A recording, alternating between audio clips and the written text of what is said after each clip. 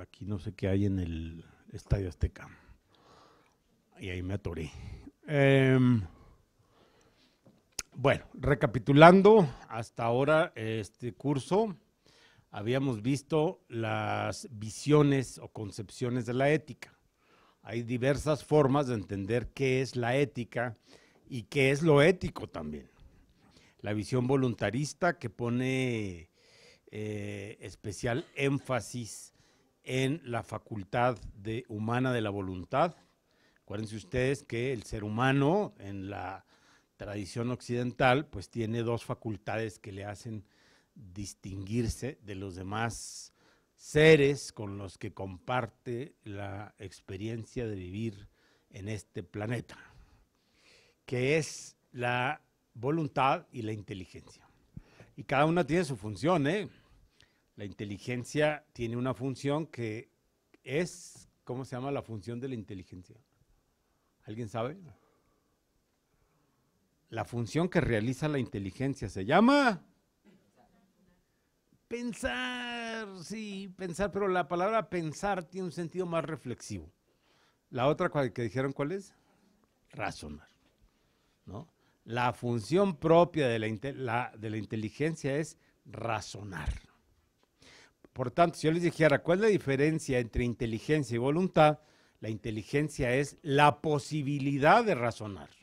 El razonamiento es poner en acto la capacidad intelectual, ¿sí o no? Esa es la enorme diferencia. Normalmente cuando decimos ser racional, estamos diciendo que razones, que pienses antes de actuar. Eso quiere decir ser racional. Dicho en otra forma, actúa con más inteligencia, ¿se fijan? Uno es una cosa, ser racional, y la otra es actuar con más inteligencia, que en realidad es lo mismo, pero uno hace una palabra, hace relación al acto y el otro a la posibilidad de ser, o a la potencia se dice, ¿no? Entonces, la inteligencia razona y la voluntad, ¿cuál es la función de la voluntad? ¿Se acuerdan? ¿Para qué sirve la voluntad? Ya dijimos, la inteligencia para razonar y la voluntad para... Antes de ejecutar hay un paso previo que es típico, por ejemplo, de los jueces, que es decidir. ¿Quién dijo decidir? Ah, muy bien, Carlos llegó aquí. Muy bien. Decidir. También se dice mandar, ¿no? Pero decidir, señores, es una cosa a la que vamos a explicar en esta clase. Decidir es una cuestión compleja, la decisión no es una simple manifestación del querer. En la decisión entran en juego muchos aspectos de la realidad humana. Entonces, las dos facultades del ser humano son la inteligencia con la que se razona y una vez que se ha razonado, la voluntad con la que se decide. Puede estar la decisión precedida por un razonamiento de la inteligencia o puede no estarlo, ¿eh? Puede no estarlo. O sea, hay veces que usted toma una decisión precedida por un razonamiento serio, valorativo, ponderativo, ¿no? Pero hay veces que no, hay veces que toma decisiones que normalmente se llaman decisiones estúpidas, ¿no? Así les llamamos, decisiones estúpidas. Son aquellas decisiones en las que no razonaste, ¿no? Entonces tú decides hacer una cosa de la que inmediatamente dices, chimán, ¿cómo dije eso, no? ¿Para qué dije eso? Hay gente que normalmente no razona las cosas que decide. Y eso se da mucho, por ejemplo, en el caso del habla. Hay gente que habla tanto que no le da tiempo de razonar lo que va a decir. Y entonces dice muchas, si la decisión que no está precedida por la inteligencia, o sea, se llama decisión estúpida, el que habla mucho sin que haya precedencia de la inteligencia, se llama estúpido. O sea, una persona estúpida, pues, ¿a qué? va hiriendo, metiendo la pata, diciendo cosas insensatas, imprudentes. Y hay mucha gente así, ¿eh? Que dice, oye, ¿no podrías hablar menos y razonar un poquito más antes de hablar? Y cuando digo hablar, digo pensar, digo decidir. ¿No podías decidir callarte para poder pensar o decidir hablar una vez que se haya pensado? Esa es la cuestión. Bien, habíamos dicho que en la visión voluntarista se recarga el aspecto del mando. La ética es un conjunto de mandamientos de la voluntad que se acatan con la voluntad, ¿no? ¿Se acuerdan? La visión voluntarista, insisto, es un conjunto de mandatos, de deberes, de normas, ¿no? El caso típico que habíamos puesto, pues es el de la ética en las sociedades cerradas, dicho en términos de Popper, es decir, de las sociedades dictatoriales, por ejemplo, el nazismo. Usted tiene que obedecer, ¿por qué? Porque tiene forma de norma. Y todo aquello que se exprese con el formato norma se acata, más allá de su contenido. Si el formato es norma, es decir, si reúne las condiciones de una norma, usted la tiene que acatar.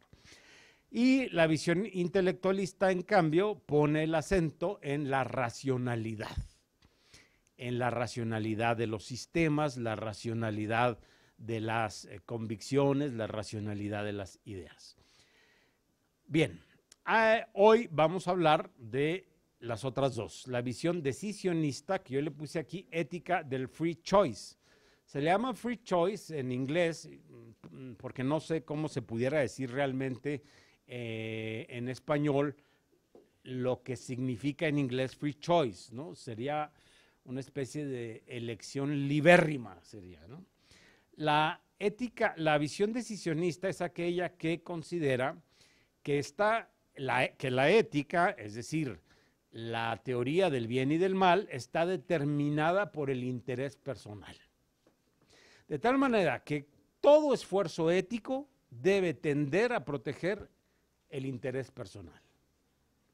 Todo código ético, toda norma ética, todo principio ético debe tender a cuidar el interés personal, ¿no?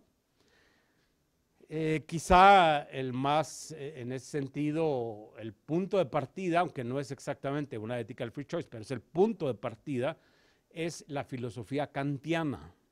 Ustedes han oído hablar de Kant con K, Emmanuel Kant. Digo con K porque pues, los que no sean filósofos no tienen por qué saber cómo se escribe. Kant, que escribió una obra que se llama Sobre la paz perpetua. Es una obrita así chiquita. Y él acuñó una frase que es la siguiente. Dice, el derecho al respeto ajeno es la paz. A lo mejor alguien levanta la mano y dice, oye, perdón, pero ese es de Benito Juárez, ¿no? No, es de Kant y la repitió Benito Juárez diciendo, entre los pueblos como entre las naciones, el respeto al derecho ajeno es la paz. Pero desde luego la idea es absolutamente kantiana porque es el punto de partida de su visión ética. Para Kant lo importante es lo que él llama esfera de libertad o de autonomía de la voluntad. Esfera de autonomía de la voluntad. Y eso de llamarle esfera es casi literal. Pareciera como si la ética kantiana lo que pretendiera es situarnos dentro de un capelo de protección contra todos los demás. Eso desde un punto de vista estructural u organizacional y hasta político se llama liberalismo. Y en su más radical versión se llama libertarianismo o libertarianism, le dicen, es una corriente norteamericana. El liberalismo y el libertarianismo son, insisto, visiones éticas en las que el bien está determinado por el bien individual con independencia de todo lo demás. Con lo cual, de lo que trata esta ética es de crear los espacios necesarios para que cada quien viva conforme a ejerza de manera plena su esfera, sus derechos personales. Ahí la alteridad, ¿se acuerdan que habíamos visto qué es la alteridad? Que viene de alter en latín, que significa otro. La otredad no es más que un ser que está a mi lado y que lo único que tengo que lograr yo es que ese ser no invada mi esfera de libertad. Esto, por ejemplo, yo personalmente tuve la oportunidad de comprobarlo de manera especial en un país donde es el eje de la ética, esta visión decisionista, personalista, que es Alemania. ¿Qué es lo que pasó? Pues que en Alemania, tras haber experimentado el nazismo, acuérdense que para el nazismo y para las ideologías colectivistas, la ética siempre consiste en el bien de la comunidad. Y el individuo debe incluso sacrificar su propio bienestar, hasta su vida, por el bien de la comunidad. Esas son las ideologías colectivistas. Entonces, los alemanes sufrieron el nazismo. El nazismo, que es disciplina, que es sacrificio en pro de la colectividad, que es abnegación total. De tal manera que después de haber sufrido eso, en la posguerra, sobre todo la Alemania occidental, ha asumido un liberalismo kantiano radical. ¿Qué quiere decir esto? No quiero más ideologías que me envuelvan.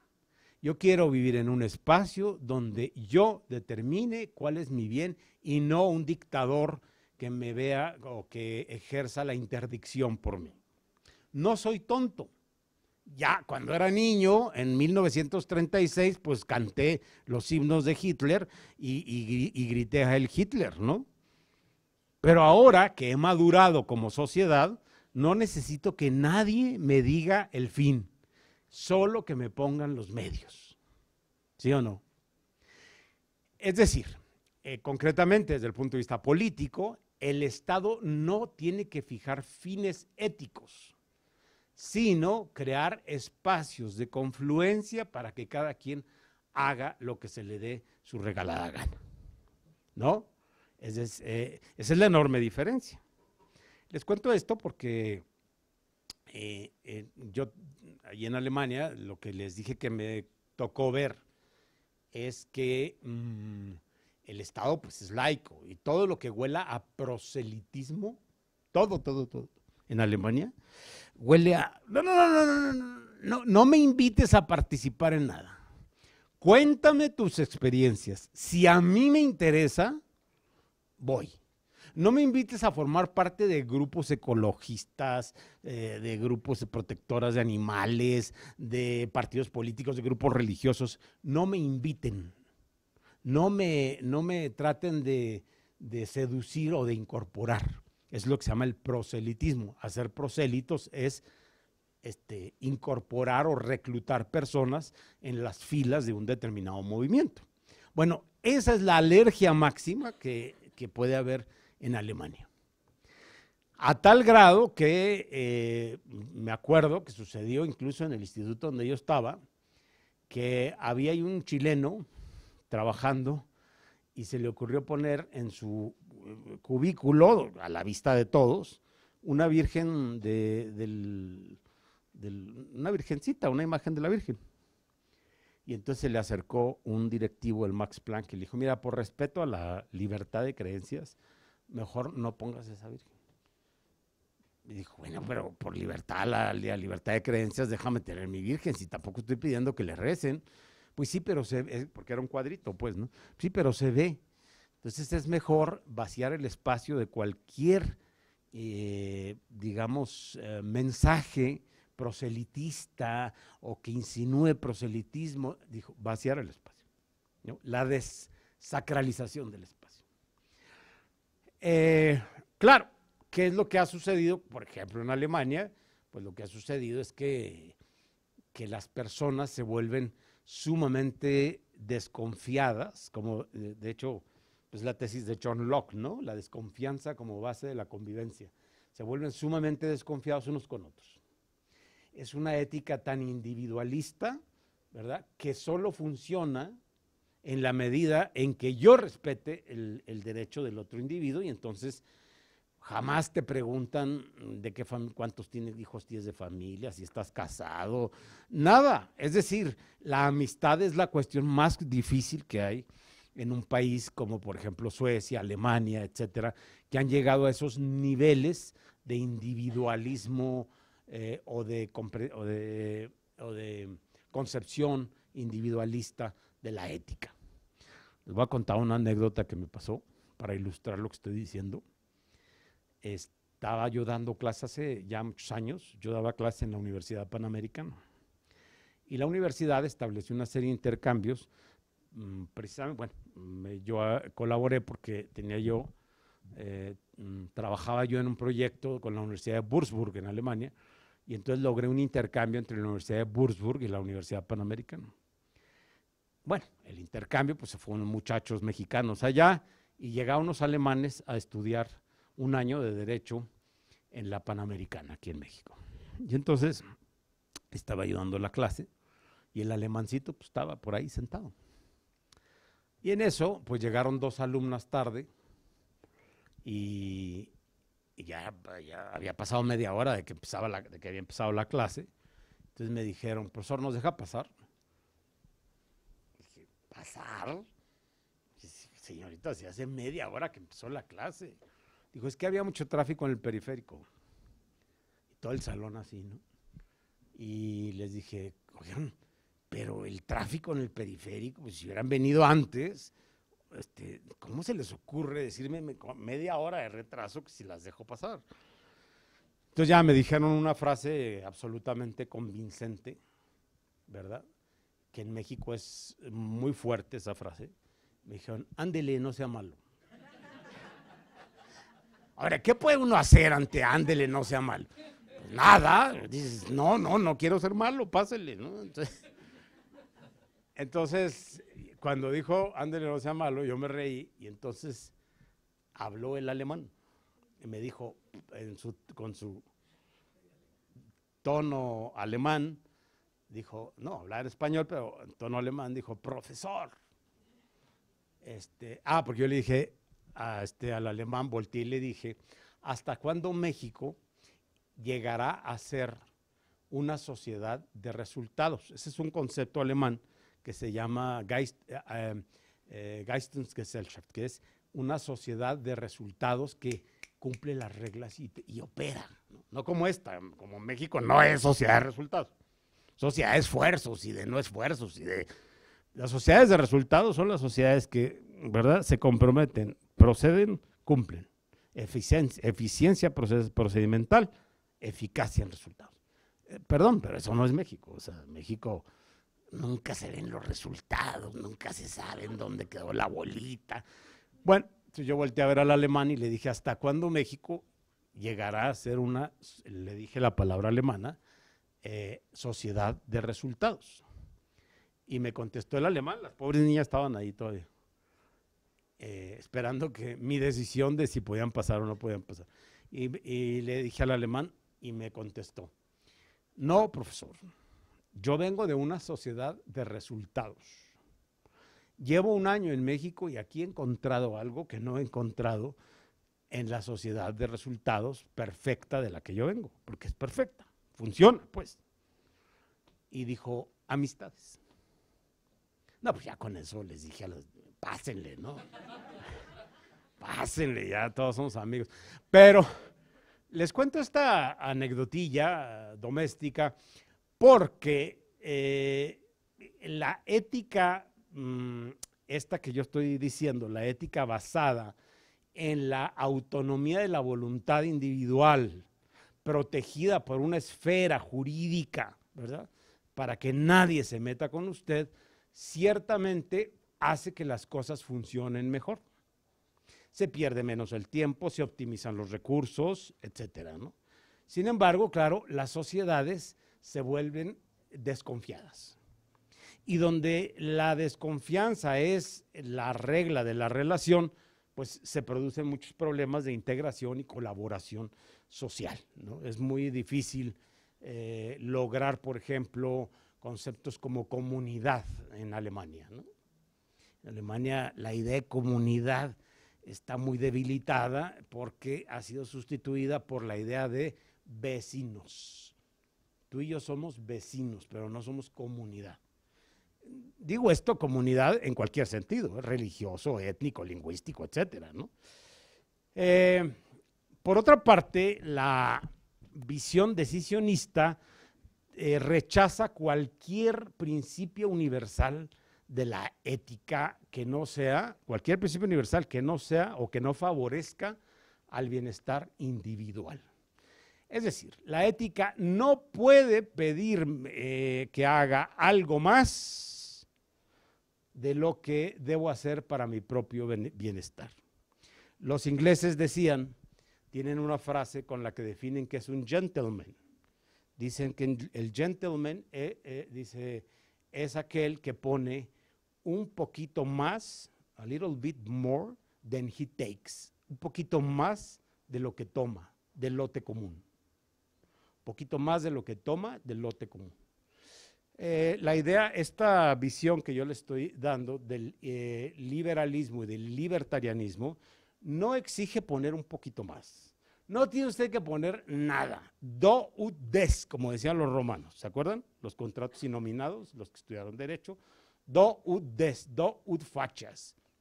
Doy para que des. Doy para que hagas. No, yo no doy si no haces, yo no doy. Es decir, tiene que haber siempre una suma y una proporcionalidad en las relaciones individuales, ¿no? De tal manera que la ética, pues sí se vuelve una cuestión absolutamente formal. ¿Por qué formal? Porque de lo que se trata es de crear, insisto, espacios donde las personas puedan vivir de acuerdo a su, o conforme a su autonomía. Hay un autor alemán, yo no sé si ya se murió, yo creo que no, que se llama Jürgen Habermas, que escribió un libro que se llama Teoría de la Acción Comunicativa. Yo intenté leerlo y les voy a ser franco, no pude, o sea, es un libro, dicen que está en español, pero no sé si a lo mejor es un dialecto del español que yo no domino, o la traducción es terrible, o Habermas es terrible, que puede ser, tampoco crean ustedes que por ser Habermas, pero Habermas ha influido mucho en ciertas concepciones de ética pública, y especialmente con una idea que es el espacio público. Ustedes han oído hablar del espacio público. El espacio público, desde el punto de vista jurídico, no es una plaza, ¿no? Hay gente que cree que el espacio público es el Zócalo. No, bueno, también. Pero el espacio público es no solo un ámbito físico, sino es toda instancia pública donde las personas puedan consensar decisiones. ¿Qué quiere decir esto? Pues, por ejemplo, el Tribunal Electoral es un espacio público. Pero insisto, no me refiero al edificio, sino al tribunal.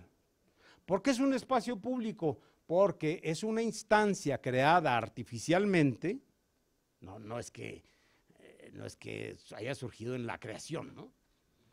Que Dios creó el cielo, la tierra y el tribunal electoral, ¿no?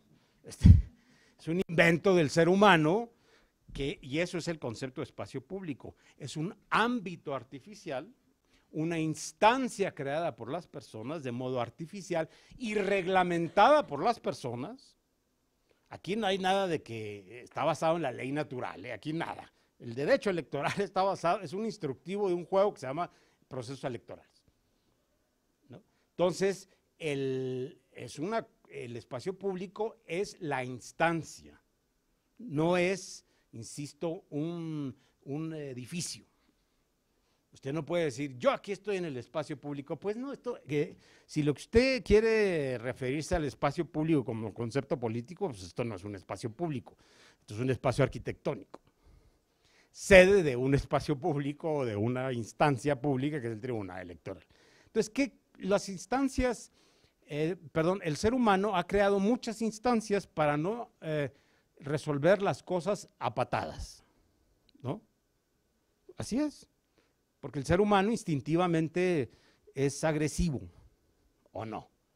Instintivamente, como dice Hobbes, que en realidad lo dice Plauto, pero lo recoge Hobbes, ¿no? El ser humano es como el lobo para el otro hombre, homo homini lupus.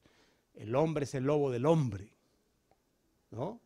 Y luego dice otra frase también en latín, Hobbes, que es en el Leviatán, dice, ¿qué es este mundo sino la guerra de todos contra todos? Bellum omnia contra omnes. Este antagonismo natural, porque lo tenemos, porque bueno, pues a mí me gusta mucho ver Animal Planet, pero no porque me gusten los animales, sino porque aprendo mucho de la parte animal de los seres humanos, ¿no? Es que compartimos demasiadas cosas. Yo es que veo y digo, bueno, ¿por qué se tendrán que pelear los machos para ver quién es el macho alfa y quedarse? Pues si son 10 leonas, pues 5 para cada una y ya, para cada uno, ¿no? ¿Por qué no? No, hasta que se mate el uno al otro. Y como los leones, los tigres, todos los animales se pelean por ser el macho alfa, a muerte. Y digo yo, pues claro, pues que son animales, ¿no?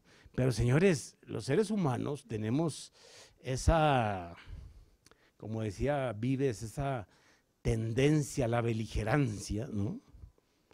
Un poquito parecida a los animales. Y donde nos rasque un poquito se sale la bestia que traemos dentro, ¿no? Poquito, que se te metió el coche y de enfrente y tal, y el Animal Planet. Entonces, ¿qué es lo que ha hecho el hombre? Bueno, es decir, si entitativamente somos seres que luchan unos contra otros, es decir, individualidades yuxtapuestas en plan antagónico, todos contra todos, pues vamos a crear espacios para transformar esa lucha en una lucha pero racional, ¿no? La mayor creación del hombre para transformar la lucha a muerte en una lucha de desgaste racional, de argumentos racionales, una lucha simulada, se llama Estado. El Estado, cuando ustedes dicen el Estado es un espacio público creado artificialmente para el hombre para seguir guerreando, pero por unos medios que no impliquen la muerte. ¿Y qué es un tribunal? Sino un espacio público para seguir guerreando sin tener que matarnos, ¿no? Especialmente el electoral. Un tribunal electoral y por supuesto menos una sala especializada, ¿verdad? Es inconcebible, por ejemplo, en el México de 1920. ¿Por qué? Porque ahí los problemas políticos no se dirimían por medio de las instancias de los tribunales electorales, ¿no? Se dirimían a balazos. Hombre, existía la Cámara de Diputados, pero si usted se pasaba de la raya en la Cámara de Diputados, saliendo a la vuelta, pácatelas, ¿no? Hombre, ahora, ¿verdad? Pues hemos visto cómo se van desarrollando las instituciones que crea el hombre para poder dialogar, para poder arreglar los problemas de modo consensuado. Es como, yo siempre que digo esto me acuerdo, cuando yo era niño, yo estudiaba en una escuela de los hermanos maristas en el Instituto México. Y los maristas de aquella época tenían, éramos puros niños, hombres, puros, no había niñas. Pues entonces era como un pequeño rebaño de, ¿verdad? De cachorros salvajes en estado de barbarie. Entonces, pues claro, pues típica pleito entre niños y nos agarramos a trompadas, ¿no? Entonces los maristas, que se dieron cuenta que la trompada era connatural a los niños, ¿verdad? Entonces lo que hacían es que cuando había un pleito, llegaba un profesor y decía, a ver, tranquilos, el gimnasio. En el gimnasio había un ring y ahí nos poníamos los guantes, ¿no?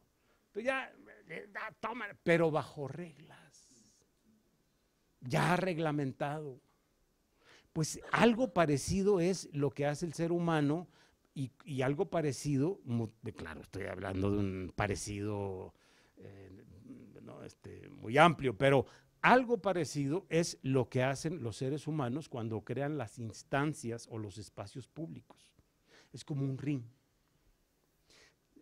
El ser humano se va a estar atacando el uno al otro. Yo digo que también se puede creer, el ser humano tiene la capacidad de crear puentes de comunicación, incluso de amor.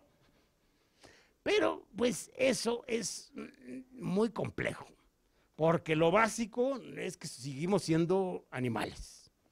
Ya lo otro es muy bonito, pero es pasar a otro nivel de, digamos, de concepción, el amor, ¿no?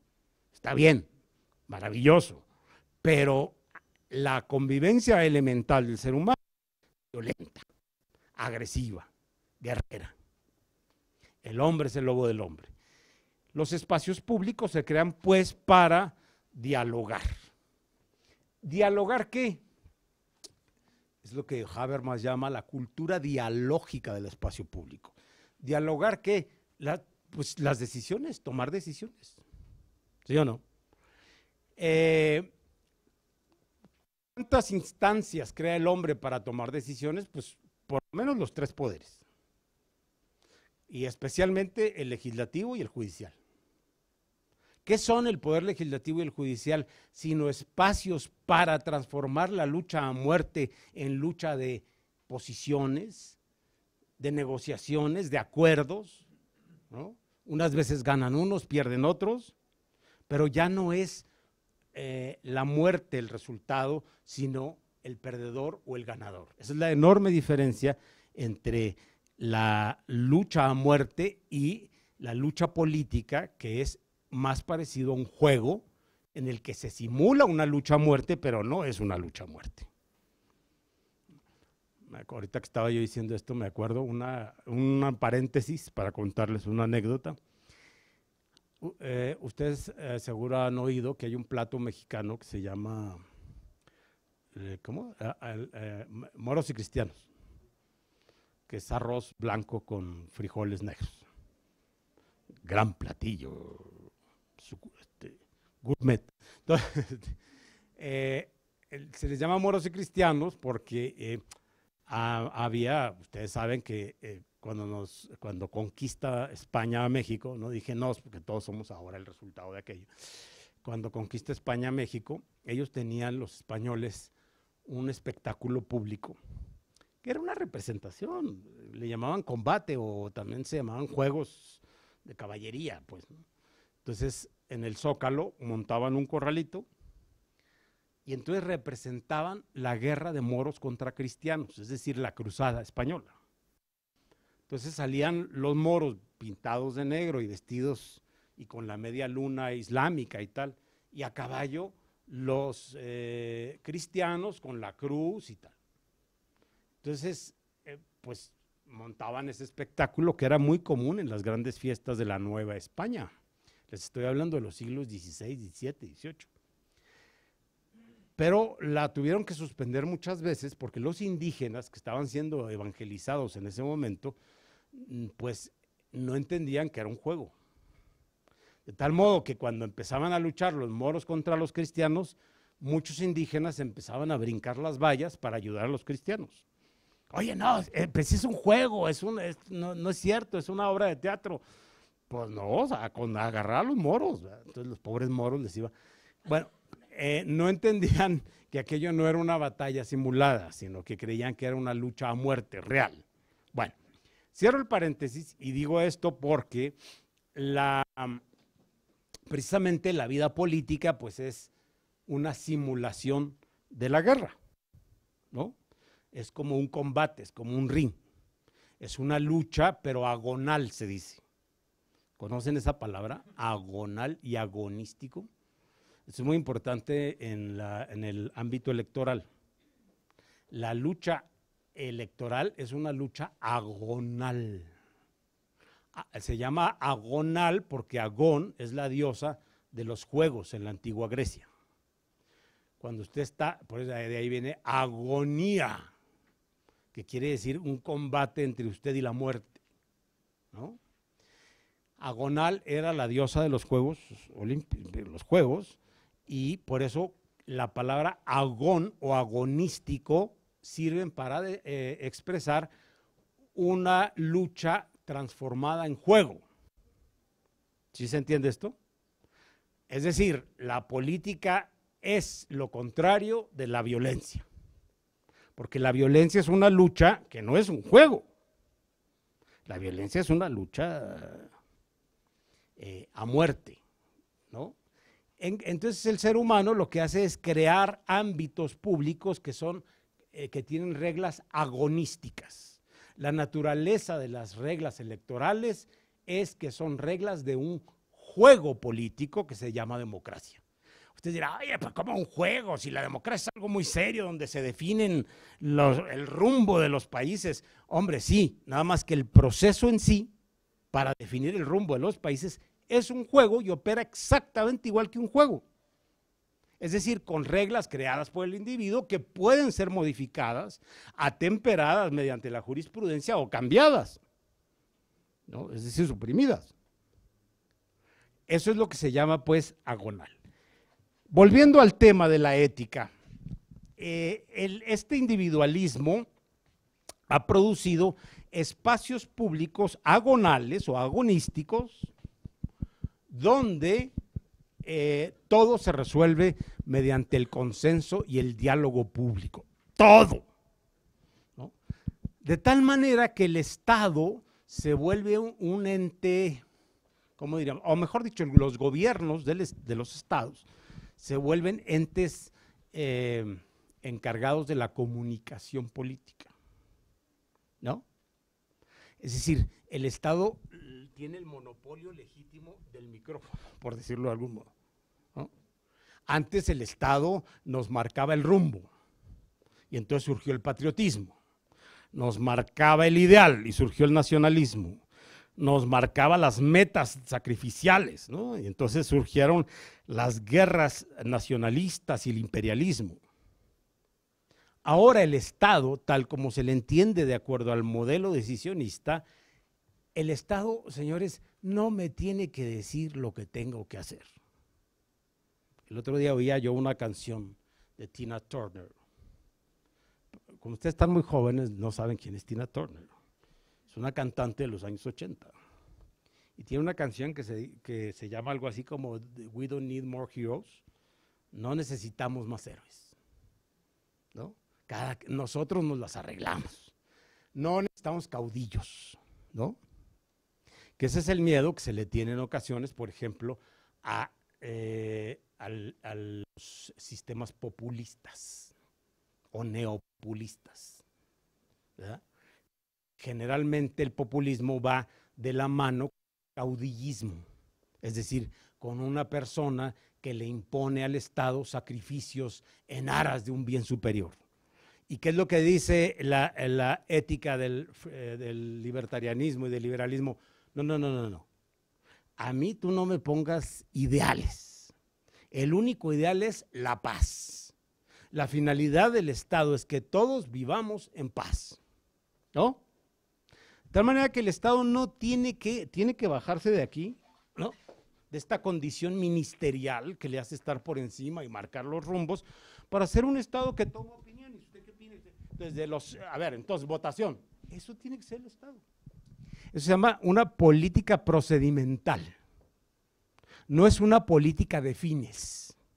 ¿Por qué no? Pues porque la visión individualista considera que nadie pone fines más que nadie le puede a uno poner fines más que uno mismo. ¿Se entiende esto? ¿Sí?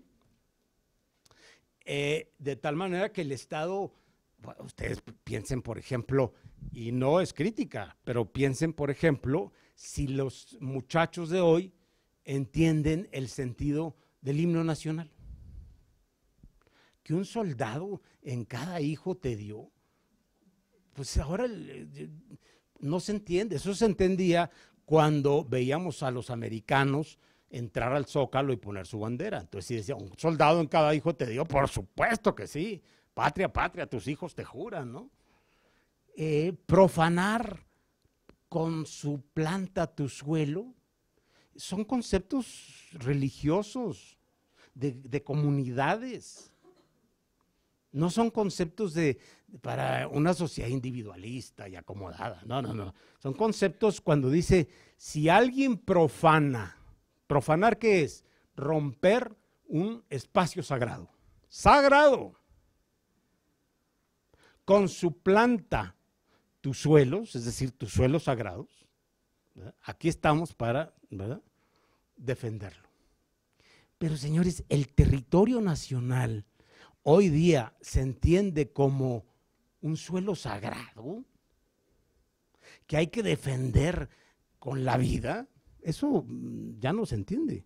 ¿Qué es lo que les quiero decir? Pues que ha ido imperando este modelo muy creado por los ingleses y los norteamericanos, este modelo, ¿verdad?, de convivencia social individualista en el que en el que lo bueno y lo malo está determinado por la voluntad de autodeterminación.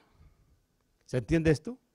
El Estado ya no me traza fines de vida, es decir, ya no se admiten las ideologías.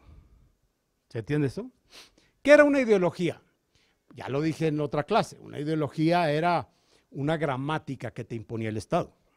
Es decir, una concepción del mundo que el Estado te ponía mediante palabras. Patria, profano, sagrado, un soldado, ¿no? Y te lo tienes que aprender, ¿no? Yo no sé si todavía exista, pero yo me acuerdo cuando era niño había un juramento a la bandera. ¿Sí existe todavía?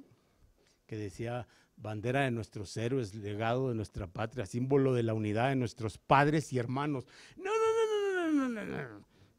No. En el modelo no cabe eso. Yo no estoy tomando postura, nada más estoy explicando el modelo. No cabe. ¿Por qué? Porque tú no eres mi hermano. Es como si llegara ahorita el magistrado Cliserio y diría, somos una familia. Pues no. No, porque la familia, yo sí soy capaz de sacrificarme hasta la muerte por mi hijo. Y también por el compañero, pues tampoco, digo, ¿no? Digo, está bien, es buena gente y como con él, pero de ahí a dejar mi vida por él, pues no. Entonces, se fija en el concepto de familia y vecindad de individuos, cada uno cubierto por el capelo de la protección de sus propios derechos, ¿no? Entonces, no se admiten ideologías, porque las ideologías nos quieren, normalmente la ideología es una gramática, ¿no? Estoy diciendo que no se admiten teóricamente, porque hoy se dice que el mundo está desideologizado, ¿no? Que ya nadie nos traza metas, que cada quien hace lo que se le da la gana, ¿no? Y que ahora se han abierto los campos, digamos, de validez jurídica para todas las personas. Las personas que estaban en condición de vulnerabilidad se les ha facilitado su entrada a los espacios públicos. Sí, nada más que fíjense que sí hay una ideología porque sí hay una gramática obligatoria. Obligatoria. Y en México nos está pasando. Estamos cambiando ya de una gramática a otra gramática. No, la otra no es gramática porque cada quien habla lo que quiere, no. No, por desgracia, digamos, la ética liberal ha triunfado de tal manera que no se puede disentir de ella, ¿no? Ustedes planteen, váyanse a las universidades y díganle a los chavos que den su vida por la patria. ¿No? Vino un payaso y nos dijo cosas muy chistosas, ¿no? O opinen distinto, ¿verdad? Desde el punto de vista ético en una sociedad que se supone que es plural y tolerante. Digamos, yo no estoy de acuerdo con que el tema que está de moda, ¿no? Yo no estoy diciendo que sea mi postura o no lo sea, pero atrévase a alguien a decir que no está de acuerdo con la adopción de hijos por parejas homosexuales, intolerante, fascista. Pues entonces no está la pluralidad. Yo puedo opinar, nada más estoy opinando. Pero que no puedo disentir sin que me taches de fascista. que no puedo disentir sin que me hagas un ataque ad hominem, es decir, a la persona y no a las ideas. Estamos debatiendo ideas, no me ataques, no me califiques, no me juzgues. Vamos a debatir ideas.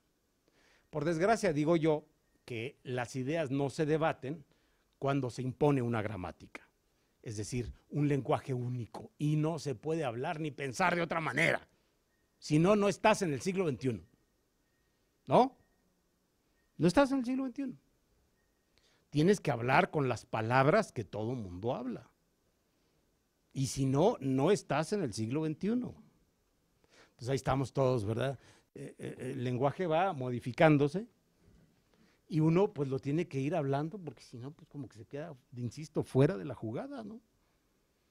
Uno tiene que hablar el lenguaje que le impone el modelo liberal. No, es que el liberalismo no es un modelo gramatical, sino es nada más un constructo para que convivan todos los modelos gramaticales. Eso no es cierto. No es así. El ideal libertariano norteamericano, no el liberal, el libertariano, pues sí pretende que así sea, ¿no? Y es absolutamente, tiene una tendencia a la tecnificación, digamos, de la convivencia social que podría, sí, hacer realidad la pluralidad de opiniones. Pero, la verdad, en mi opinión, esta ética llamada del free choice, pues no es tan del free choice, porque el free choice se convirtió en una ideología, insisto, es decir, ¿qué es una ideología? Una gramática, que si usted no la habla, con el sentido que tiene ese sistema gramatical, pues está fuera del free choice y entonces eso es excluyente. Son las grandes contradicciones de esta ética individualista. Sin embargo, lo cierto es que el mundo actual pues tiende hacia esa ética, hacia ese modelo que es el modelo decisionista. Lo importante es lo que yo decía.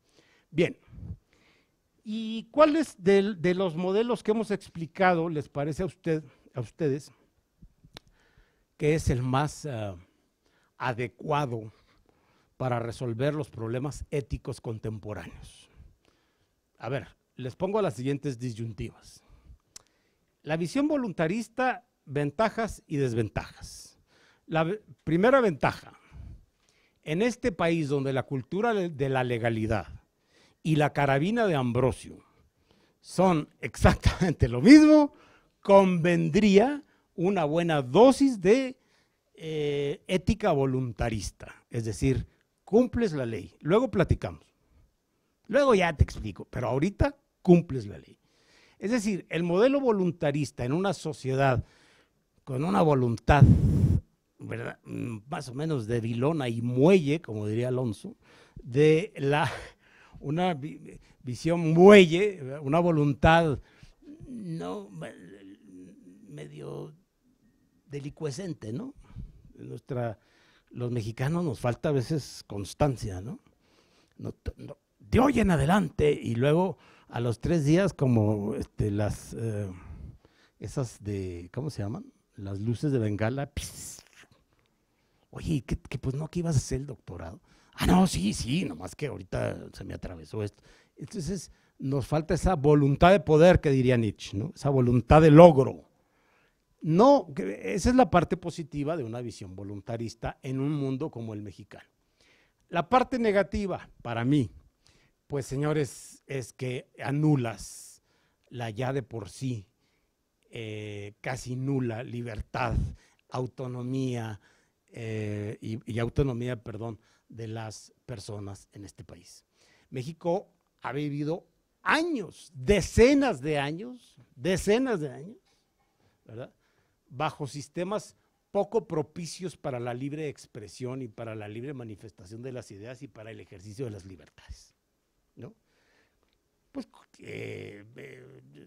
Benito Juárez, desde luego que pues crea la República y tal, pero ya les dije, aquello derivó en caos, en dictaduras, y cuando Juárez tuvo que salir del poder, pues no quiso salir porque sentía que México lo necesitaba, y es probable que sí, Pero no me estoy refiriendo a eso. Lo que me estoy refiriendo es que un país como México, con un voluntarismo imperante y dogmático, ¿verdad? Pues vamos a seguir ahogándolo y seguir fomentando su sentimiento de inseguridad, ¿verdad? Que tiene este país. La visión intelectualista en México, ¿no?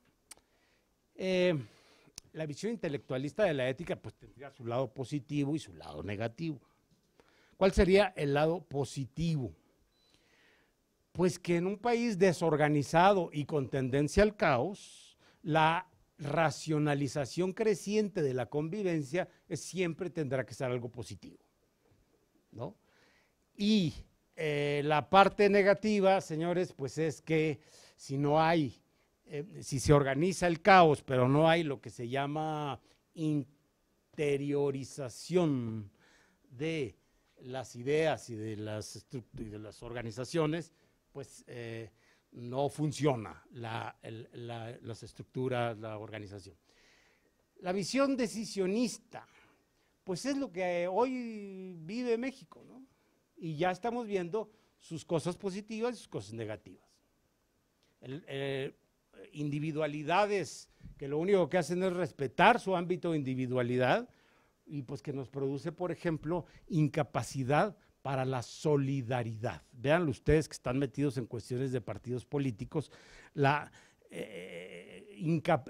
difícil capacidad que de por sí tenemos los mexicanos para organizar lo que se denomina a la sociedad, lo que se denomina, perdón, sociedad civil.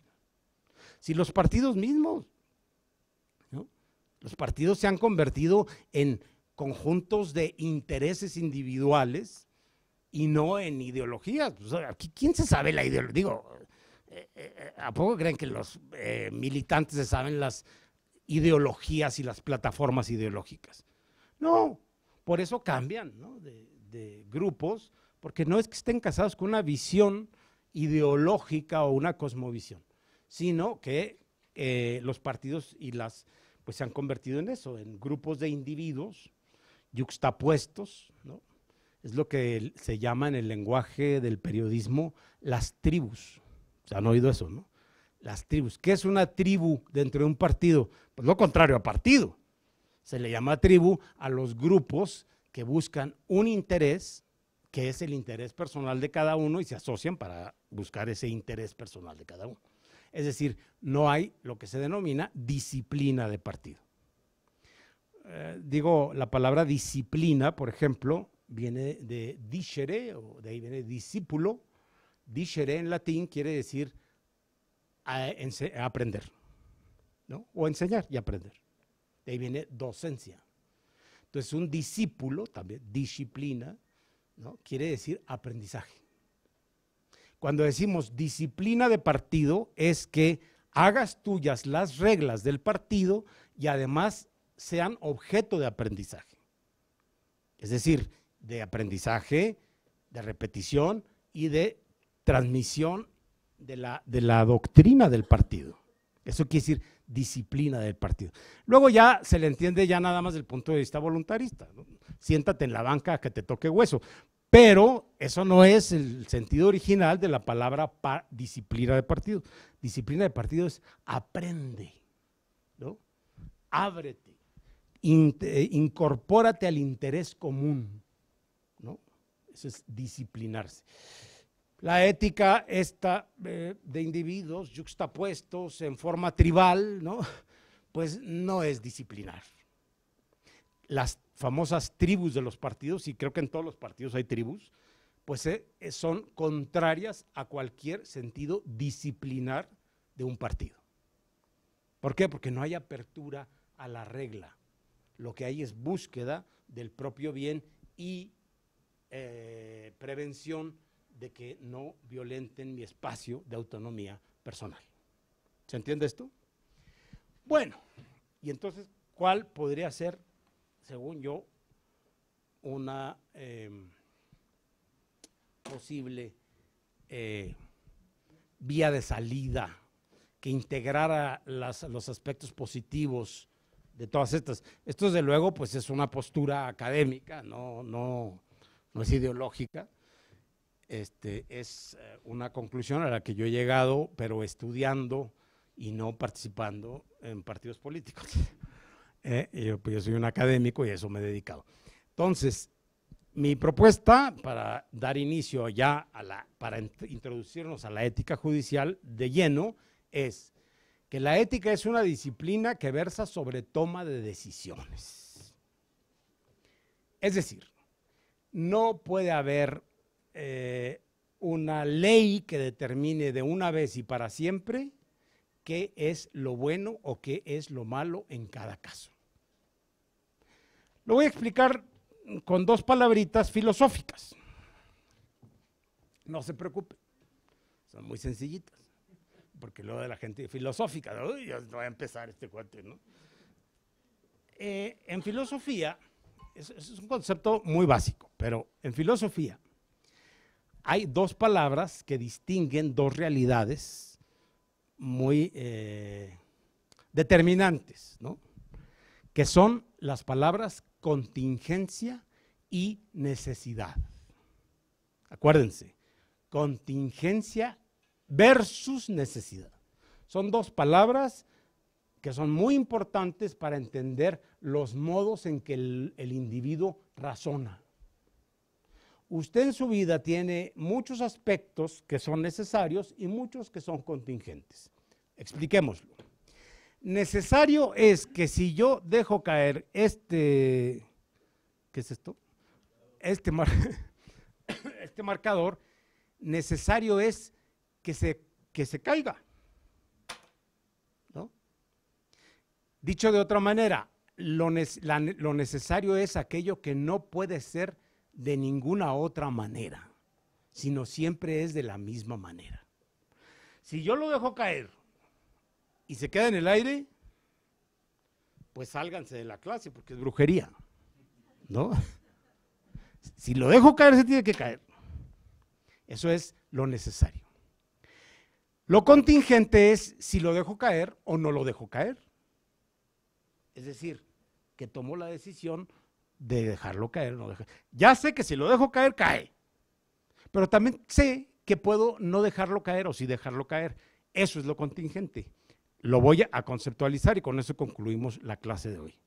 Necesario son las cosas que no pueden ser de otra manera, que siempre son de la misma manera. Y se pueden expresar en leyes universales, como por ejemplo la gravedad. Contingente es lo que puede variar de momento a momento y de circunstancia a circunstancia, y puede ser de distinta manera. Es más, lo voy a radicalizar. Contingente es lo que puede ser o no ser. Necesario es lo que tiene que ser. ¿Sí? Por ejemplo, es contingente que usted haya nacido.